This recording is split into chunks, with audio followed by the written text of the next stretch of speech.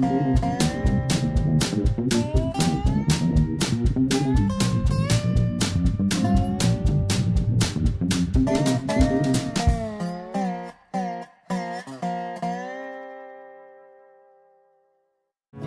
Monk, your Prairie Monk, WAFT, Champaign, 90.1 on your FM dial. And Dave on the board. This is June 27. You sure? That late? It seems like it's earlier than that. Okay, I'll take your word for it. So, okay, we had Blues Festival, and WEF was well represented there. And Dave, you might have some comment on Blues Festival. I cannot tell a lie. After having done a show here on WEF for like 15 years where I told people about all the music that was coming up, I didn't even know that Blues and Barbecue was this weekend until I tried to find a last-minute sub to cover the Grateful Dead hour last night. I had a reading group. I've been in a reading group for 30 years, and our meeting happened to be last night, and so I couldn't be at the music, got to discuss a very odd book called Life After Life.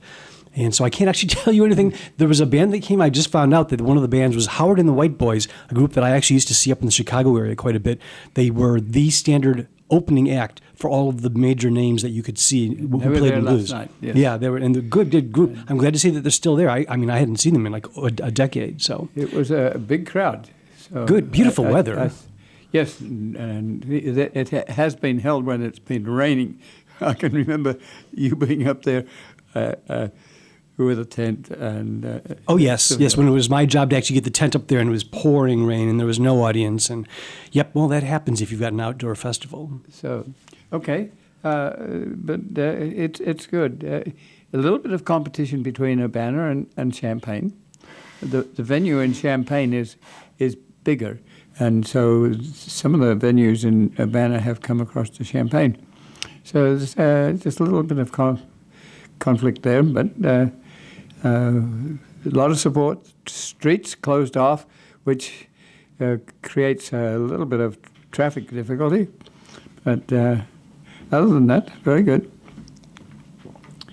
Ron Sleater and I went to the Pope Prairie in Rantoul. Ron is very generous. He comes about 9 o'clock in the morning. We fill up cans of water to augment herbicide, and we spot herbicide, or he spots herbicide in teasel, and we do it fairly regularly just to make sure that the plants don't get to the point of seeding, because when they seed, there's like a gazillion seeds, and that's very challenging. So we slash them, but slashing doesn't really get the problem. The plant is a very popular ride arrangement that goes into the cemetery nearby and escapes. And as a weed, it has a huge rosette which takes out prairie and shades prairie, and we just don't need it. While Ron was doing that, I had borrowed from the Urbana Public Television television camera. We're beginning to think that just dropping in pictures to a radio program, as we have been doing, and then putting it up on television as a television program and then up onto YouTube, doesn't exactly encourage people to look. So what I've been doing is taking photographs with video, which gives you the chance to pan. I don't pan a lot, but it gives you the chance to zoom in, and it takes care of the wind and the rain or other things that are natural, and everyone's doing it on their cell phones. So if you want people to know about prairie, we need to give you images. We tried it last week on Lake Park, and we hope it will get to you with that. It means dropping in the pictures. It means scripting before you go, so that you roughly have a story in mind, so that you don't have to be dipping back and forth and putting one picture before another. The electronics has helped a lot. If you were doing this with film, you'd have a room full of little nails, and you'd put your film on the nail, and then you'd have to take that little piece of film and splice it together. These days you can do it electronically, but it's still a lot of work. There's consideration as to whether we put a Burns effect in between each image. That's where you fade out one and come in with the next.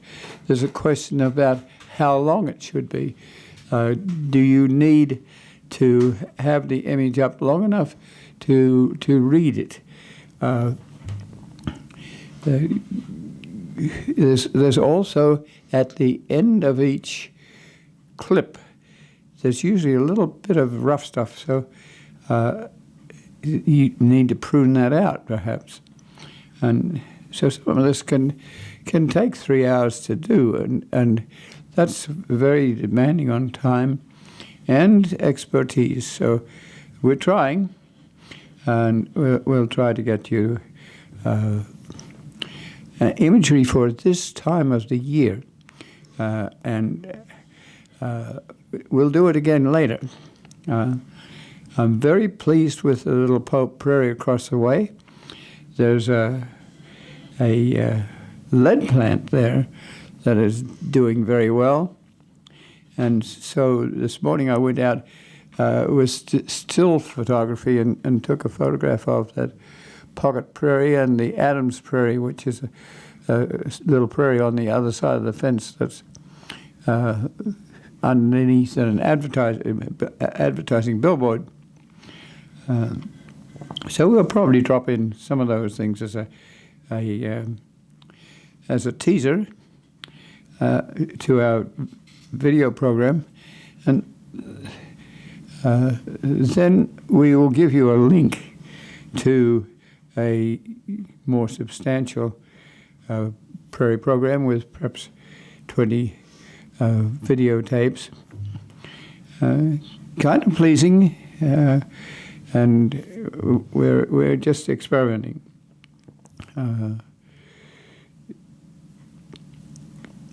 The Rantoul Prairie is doing very well.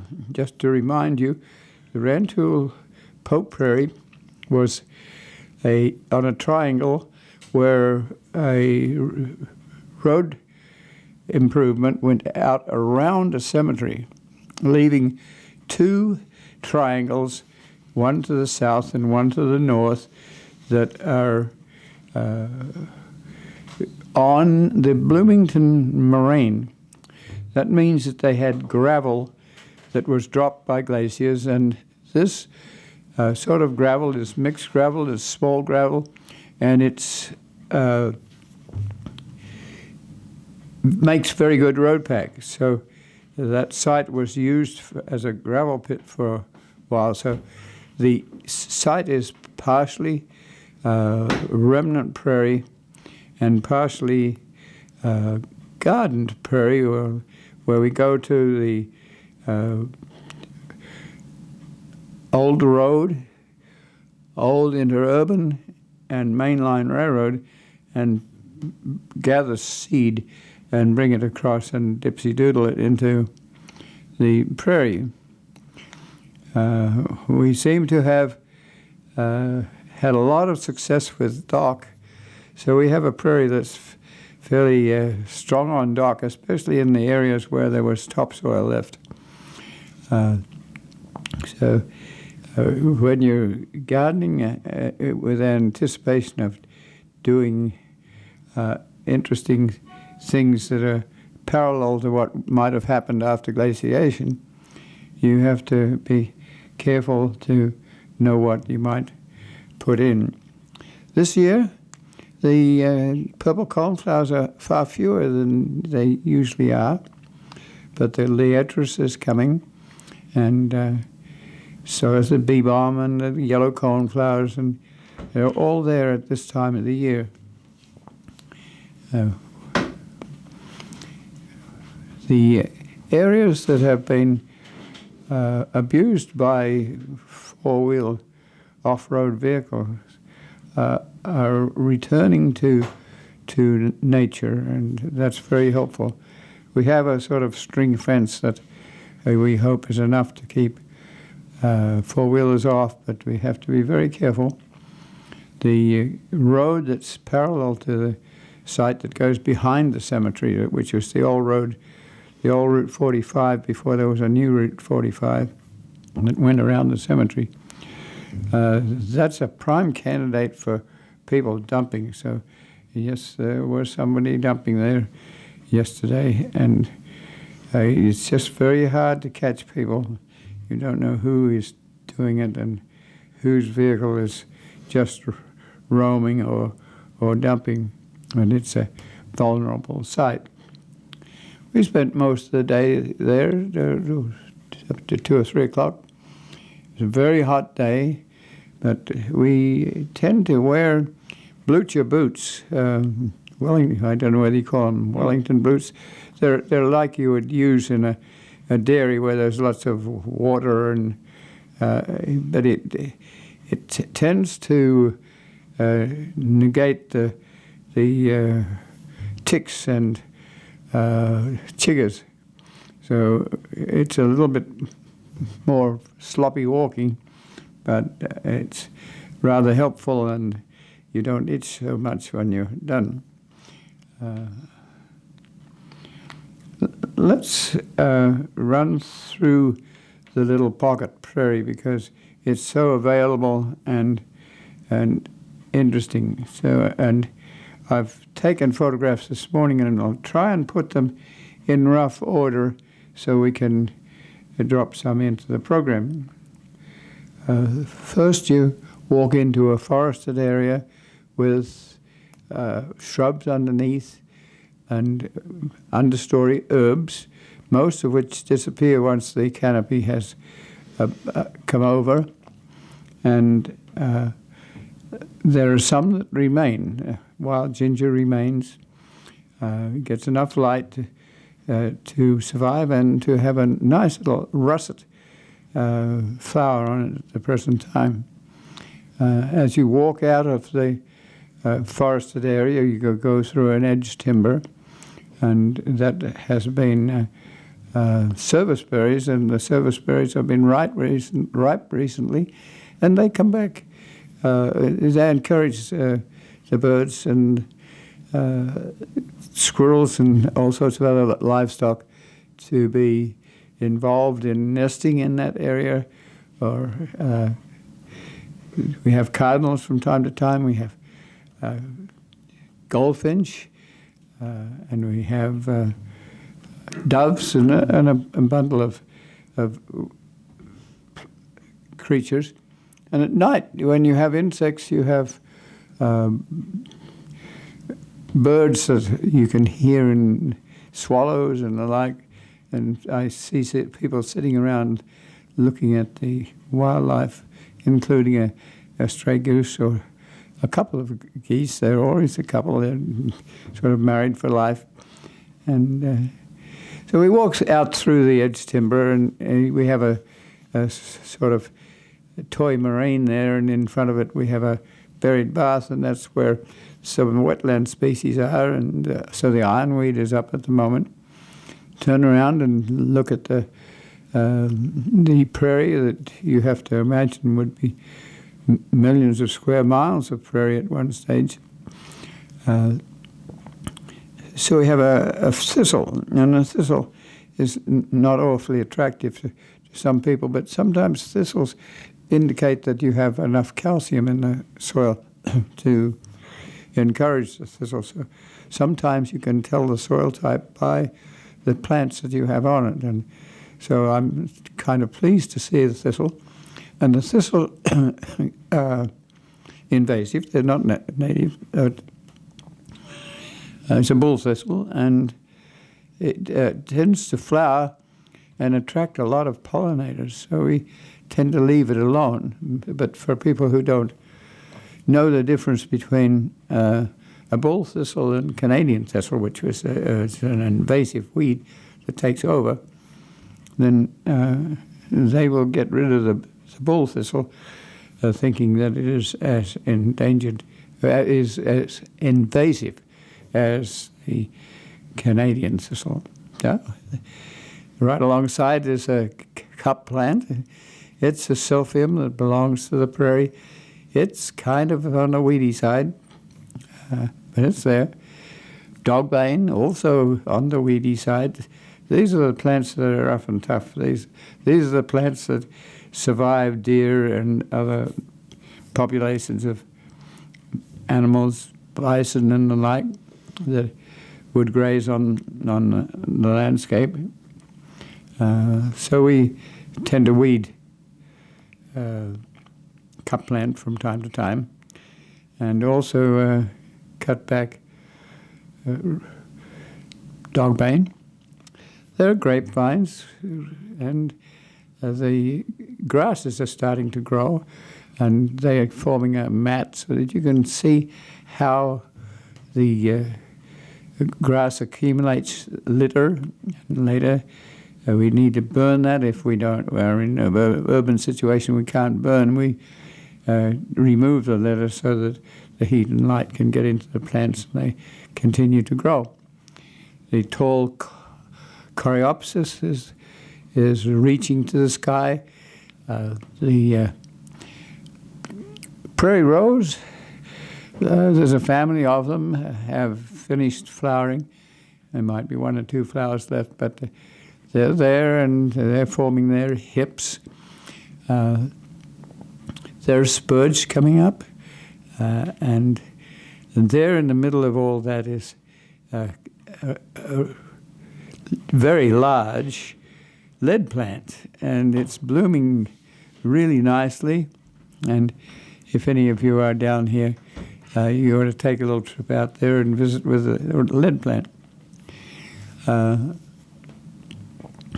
The compass plant is facing north and south to indicate that its attempt is to stop the heat and light from taking out moisture, and so it's also is a drought-resistant plant, and it's hairy and resinous, and its leaves are invaginated, so they drop out a whole bunch of breathing stomates, and they also turn north and south, so that the sunlight won't burn the inside out. Counterpart to that, there is a dock, and it's there too. It retains its elephant ear-like leaves, and you can put your hands on either side and feel the coolness of moisture evaporating from those leaves. There's rosinweed, and then there's the old grapevine and a new grapevine, and they representative of that vine that goes up through the trees, and probably 2-inch stems, and have been there for a long time now. So then I walk around the corner to a little prairie that's over the fence. It's on the railroad side of the prairie, and a little bit disjunct from the ordinary pocket prairie. It's in front of an advertising sign, and Adams the advertising sign company has been very willing to leave our prairie there. Decapitate it so it doesn't get to violate the visual corridor. But the baptisia is out, and it's starting to give its petals away in order to make for little pods. It's a legume, so it'll have pods. There's the bee balm, that is a balm for bees, is starting to flower, and we'll expect a tribe of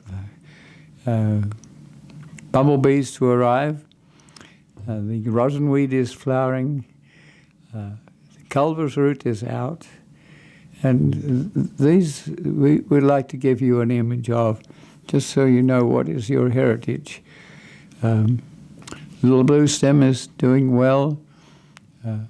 there's a sedge or two, and it's just a volume and enough that it gives you an idea of the biodiversity and the amount of diversity that contributes to a biomass that is quite considerable and is being researched to some extent for the possibility of burning it for not just to release the plants, but to provide for energy. We don't know always what our prairies will generate in terms of biochemicals or physical burning materials, or because we haven't had the money or the capacity to really research these plants and animals to see what they can and cannot do. But often they have associations with each other. They transfer sort of share ecology. The legumes have rhizobacteria on them. The soils are loaded with fungi and bacteria and paramecians and all sorts of things. It's a very rich ecosystem, and it's so sad that it's down to about 0.01% of the original remnant prairie that we had, mainly because it's very rich soil and useful for agriculture.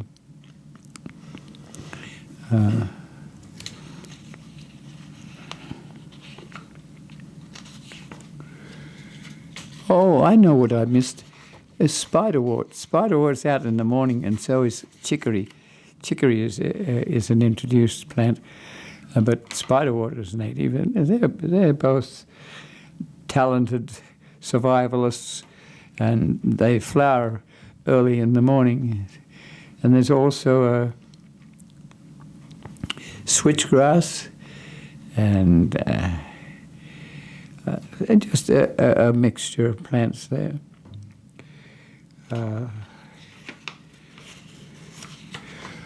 Yeah.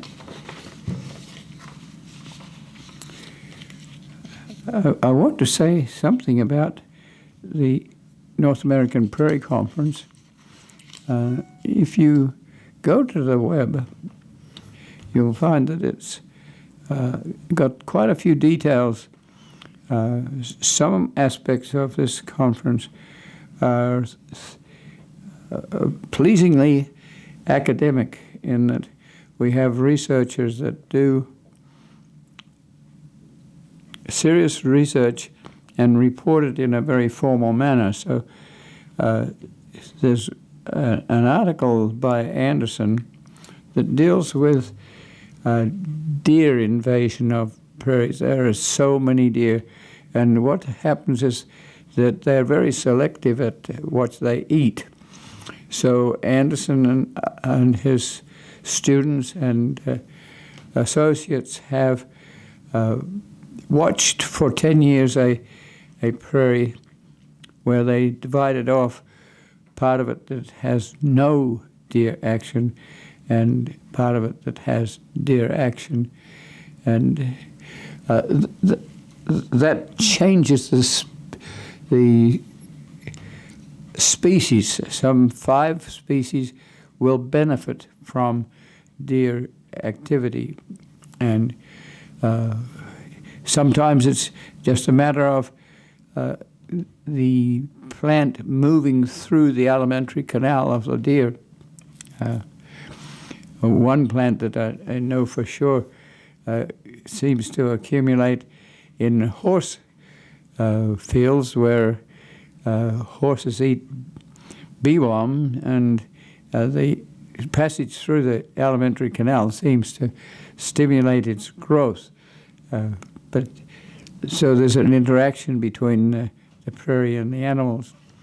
There are, on the other hand, a bunch of broadleaf plants that do not enjoy being eaten off as soon as they get enough top on them for a deer to consume. So that seems to be a very simple statement for those of us who are fairly at the prairie preservation end rather than the prairie research end. We'll get the information. So, but the point of this article was to suggest to presenters at the conference what they need to do to present and what they need to do to submit for papers at this conference. First of all, there needs to be an abstract. That's almost like what I was telling you, just to give you an idea of what this paper is about. And then there has to be an introduction, which would go back to the history of this sort of research, find the associates and the reading and give a little history and introduction to why you would want to do this sort of experiment. Then there's a methodology. So you go to Griswold or wherever it is in East Central Illinois, and you find a prairie that's reasonably, I'm not sure whether it was a planted prairie or a very good planted prairie or a native prairie. I doubt it if it was a native prairie, a remnant. Yes, so the area was divided off so that there was deer and no deer sections, and that was studied for 10 years. And so this is the methodology of what you want to do. In there somewhere, you need to have sampling procedures, and then you need to apply statistics to your experiment. You want to know if you have populations of deer that are a different size, how does that affect your experiment? There are ways of working with statistical data that allows you to make up for a lost piece of data, for instance. So most of the people who are doing these sorts of papers have taken statistics classes that give you a more genuine look at the research, so it can be replicated. Then there's the results and the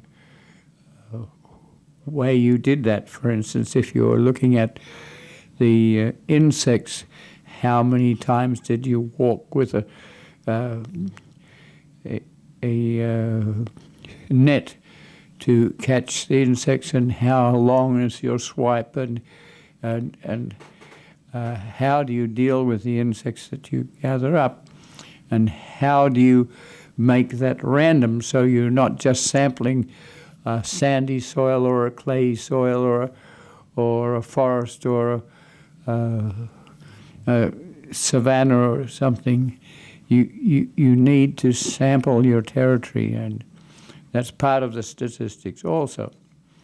So the results will be usable by other people if you want to replicate that experiment in another place to verify it. And this is often done to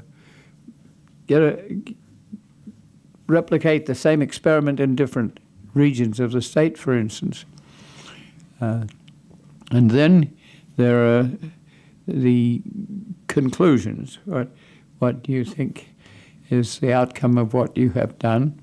And perhaps some suggestions as to what other people or other grad students or other researchers might do to look at one aspect of this experiment. It might be that you're going to look at Baptisia and its relationship. There is bacteria on its roots.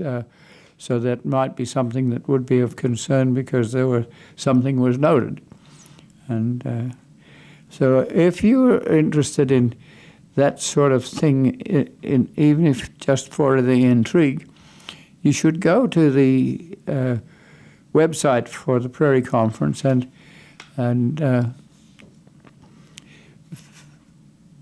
just get an idea of what a researcher does. This is what someone in a natural history survey would do. This would perhaps relate to a way of assessing the plants. For instance, John Taft has been working with theory of how you measure a prairie, which is rather complex. In this case, the plant stems were being counted. In other cases, you would have a frame that might be a meter by a meter, and you would throw it down, and you would take so many steps in a random direction or on a line, a transect, and you would sample the prairie in a rather professional manner. Now, so that is a known technique, and you can refer to that in the literature, and you can refer to it in your methodology. And you replicate that, but you do it in a random fashion so that you sample the whole territory. It might be that you just make a linear transect and you go 5 yards and count the prairie in that location. It might be you count the cover. For instance, a teasel will take a lot more cover than a little prairie clover. But at the other end of this conference are the people who are, like ourselves, concerned about the preservation, but not necessarily knowledgeable of the species and the subspecies and who gave a name to it. And so there's a Linnean definition of your plants and animals. And for scientists, most of the presentation you give is with a common name initially, but thereon after you use the botanical or the Linnean name.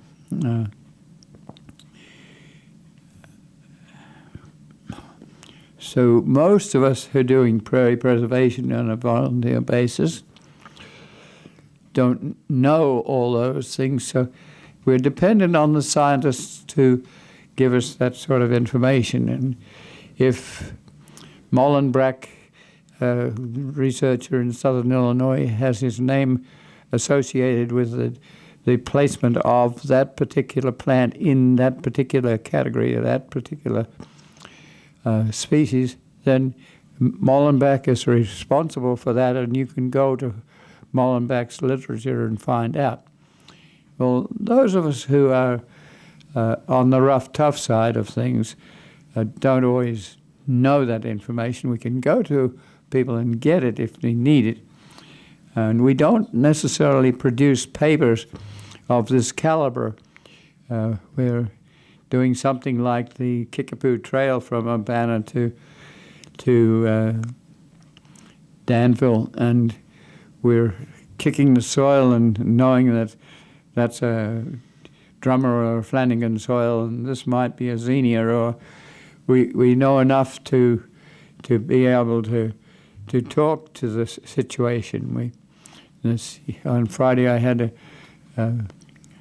Mr. DeLong from he's a planner with the Champaign County, and he was asking me questions about my feelings about the Kickapoo Trail, and they're serious. Because go out there and look and go out with supporters. And we're very pleased with what's happening. But most of the engineers and recreators do not necessarily know their prairie species. And this worries us because they do look like weeds. It's tremendously tempting to dig them up for the soil. And we need to be there, and we need to understand enough. So the other end of this conference is people looking at preservation techniques. And how do you talk to the county supervisor? How do you talk to the engineers in charge? How do you talk to the supervisors of the engineers? How do you fund this sort of thing? So that's a totally different way of looking at the prairie. It might be imagery. The banquet presentation keynote address will be, I think it's the first keynote address, perhaps. Mike Jeffords and Susan Post will be presenting a pictorial inspection of the prairie.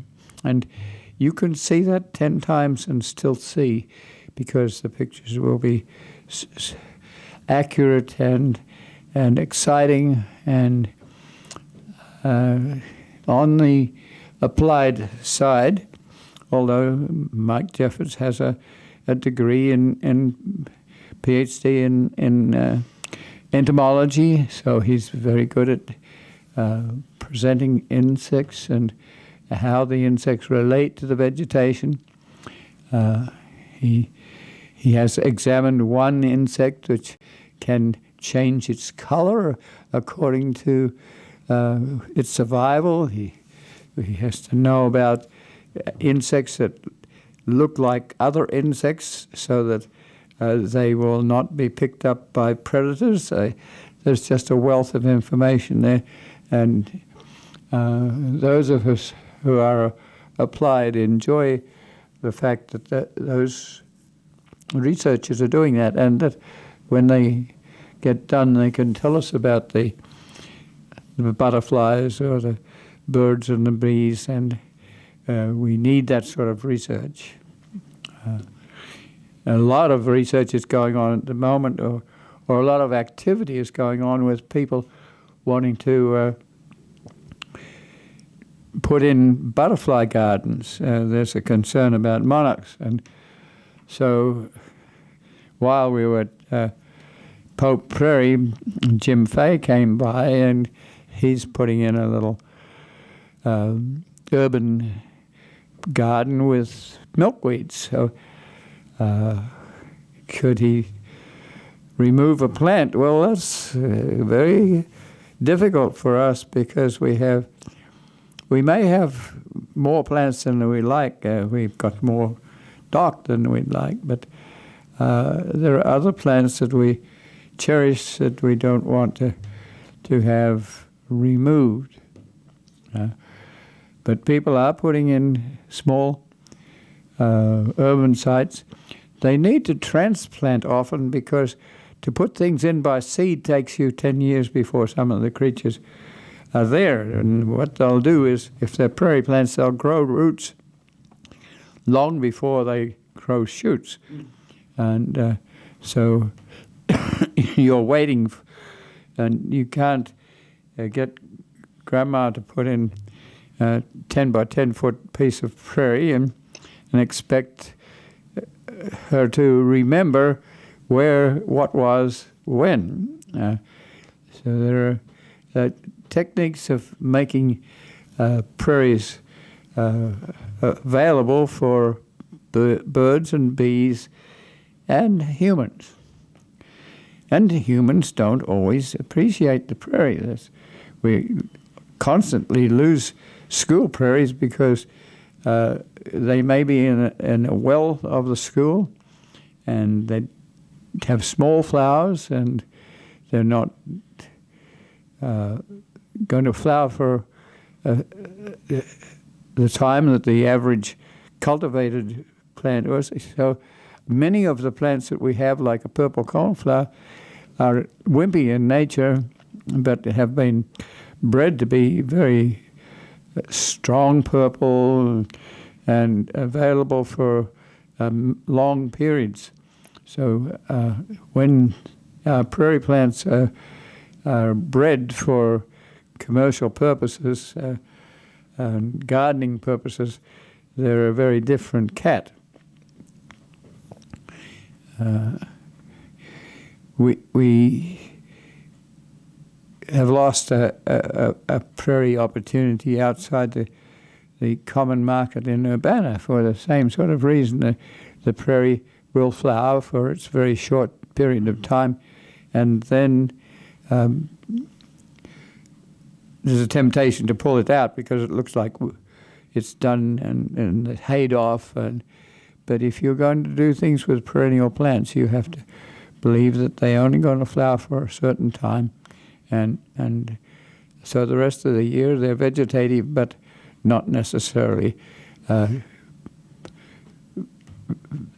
voluminous in their presentation to you.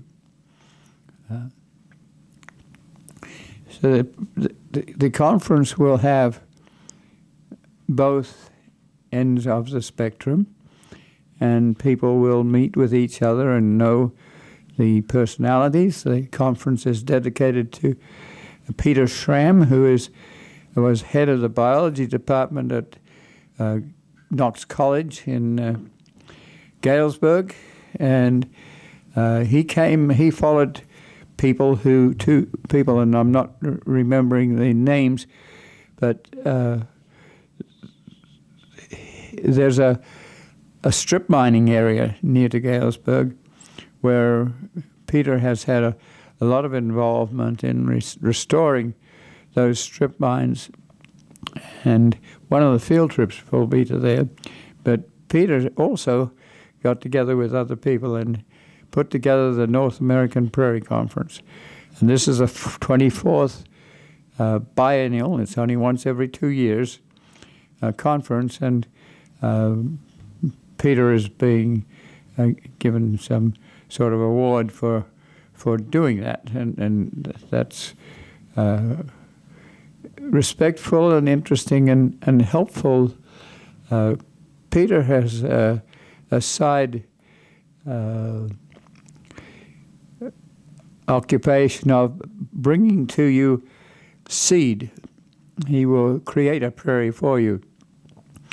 He will bring a cedar that is a truac cedar or a cedar that is different from the regular cedar that you use to put in corn and soybeans. It has to deal with fluffy seed. You can imagine dandelion seed. How do you plant the dandelion seed?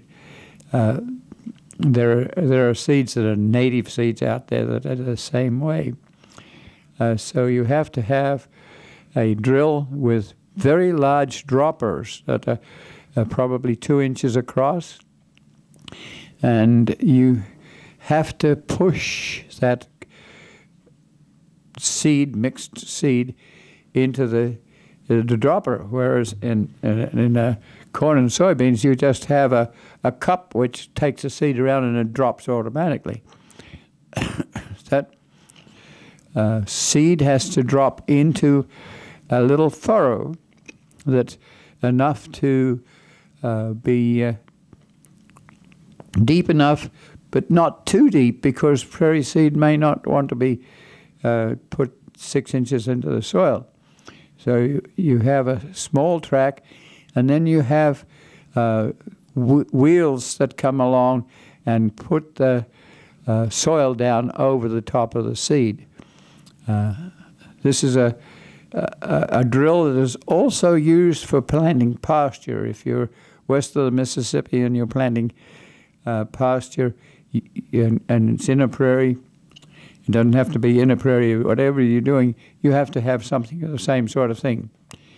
I've had occasion to be on the back of a brand new corn and soybean planter, and I've had occasion to be with someone who was sure that if it was a brand new drill, it would plant prairie seed. But we tried.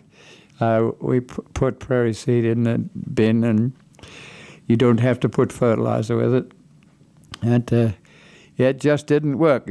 So there we were, eventually sitting on the back of the modern drill and sowing it by reticulation from our hands. So you have to have a drill. You don't have to have a drill. You can prepare your area, and you can spread your seed by hand. But if you do that, you're going to lose some of the seed. Some of it is going to be eaten by creatures, ants or insects, or it's going to go through the alimentary canal of a meadow vole. So you're going to have a heavier seeding. And then you're going to have to do something like harrow. These days you don't have harrows, but you used to have harrows that would harrow seed into the ground. You pull them along behind your tractor or your horses. Then if you're lucky, you will have an old-fashioned roller, which is a corrugated roller, and it will push the seed into the soil. So there are various ways of doing a prairie. If you have a pasture and you want to convert it to a prairie, you don't have to dig it up. You can dipsy-doodle seed in. So sometimes it's quite successful to take seed and dipsy-doodle it into your pasture or your budding prairie. If you have, penstemon has a very recognizable seed, and it's a recognizable plant, and it's a diplomat, so you can hand spread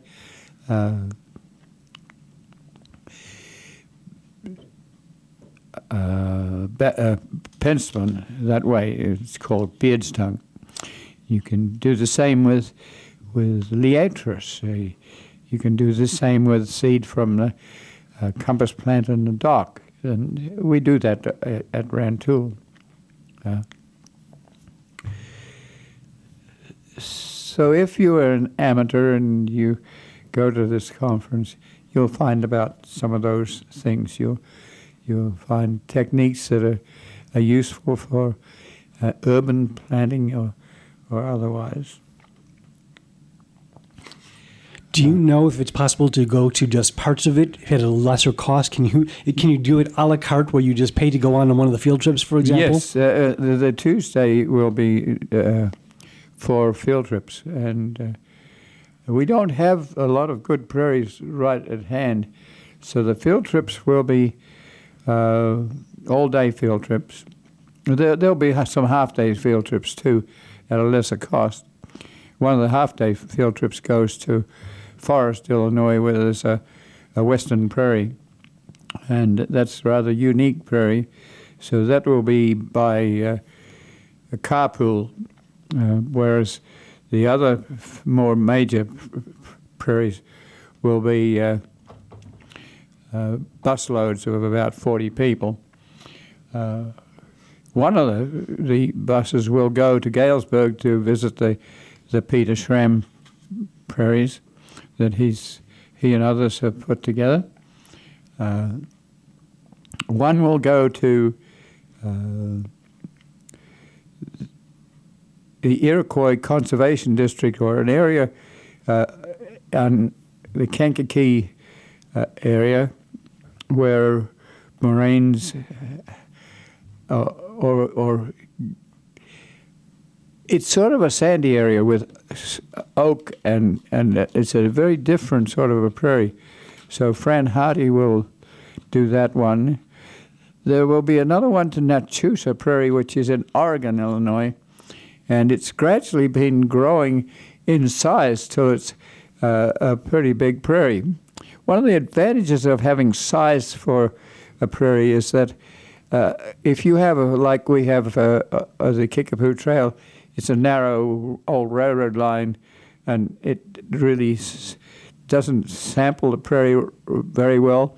And if you have a fox, it can go along and get the meadow voles or whatever in a linear fashion. You need an acreage of prairie that's large enough to give representation to different habitats, different soils, different wetlands. And in the case of Natusa, it's been put together by Doug Wade and Dorothy Wade and a lot of other people, but they've been two people very interested. They're part of Northern Illinois University, and it's a very healthy prairie to visit. They've taken on the idea of putting in buffalo, so you can see the interaction between buffalo and prairie. Got to be careful that you don't have too many buffalo, because they can demolish your prairie if you have overstocking. And there's another one I think the Goose Lake Prairie has been canceled. Goose Lake Prairie is in the on Route 80 west of Chicago, and it's a prairie that's sort of nestled in amongst some power plants and industry, and it's quite a good reconstruction prairie. But I'm thinking it's not quite as popular as some of the other field trips. The Grand Prairie Friends and Jamie Ellis will be taking an all-day field trip to cemetery prairies. That will include Loader and Paxton, Prospect Prairie, and other sites. And I think that would be a very good one to be on if you are a neophyte. And yes, you could join up for the day. I don't have the fees, but certainly the fee would be much less for that day. The conference will start on Sunday night and go through Monday.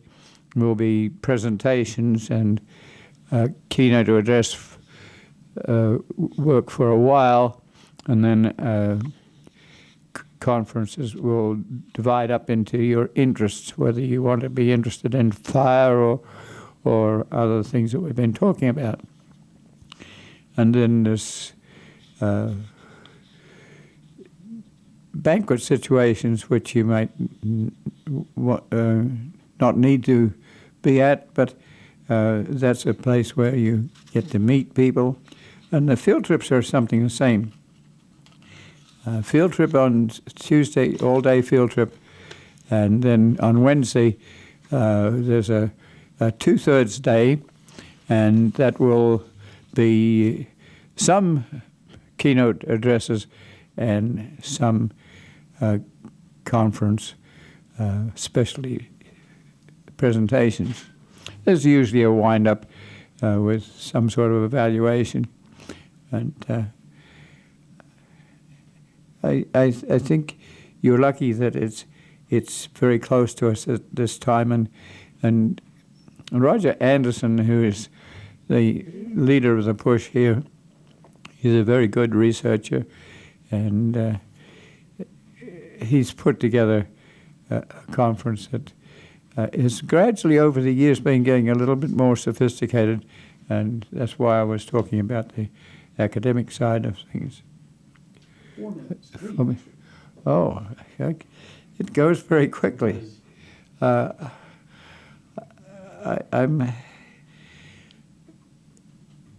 thinking to I wonder if I have enough time to say. I've been reading James Harriot, the English veterinarian who is very popular and has put together books deal with listeners will know him if you watched PBS for a long time. You could see All Creatures Great and Small. That's based on several of his books. And I'll eventually do something on this because my name is Monk, and apparently it comes across the English Channel from Scandinavia.